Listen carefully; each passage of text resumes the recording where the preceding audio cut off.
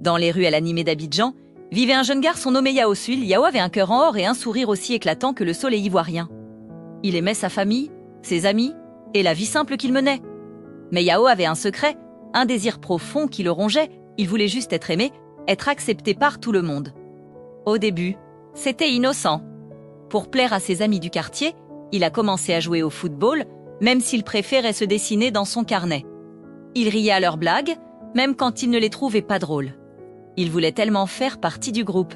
Puis, à l'école, il a rencontré de nouveaux camarades. Ils venaient de familles plus riches, parlaient différemment, s'habillaient avec des marques qu'il ne connaissait pas.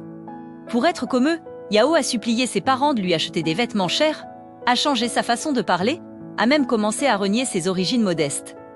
Les années ont passé et Yao a continué à se transformer. Pour chaque nouvelle rencontre, il crée un nouveau personnage. Avec les intellectuels, il citait des livres qu'il n'avait jamais lus. Avec les fêtards, il dansait jusqu'au bout de la nuit, même si la fatigue le consumait. Il est devenu un caméléon social, changeant de couleur pour s'adapter à chaque environnement.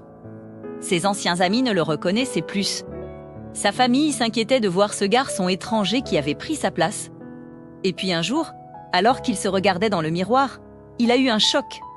Le reflet qui lui faisait face était celui d'un inconnu. Il avait tant de masques qu'il ne savait plus lequel était son vrai visage.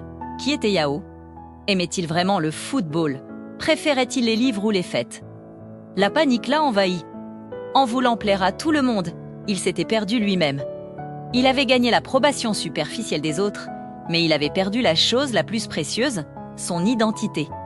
Ce jour-là, Yao a compris que le plus grand amour qu'on puisse recevoir est celui qui est qu'on se porte à soi-même. Il a décidé de retirer ses masques, un par un.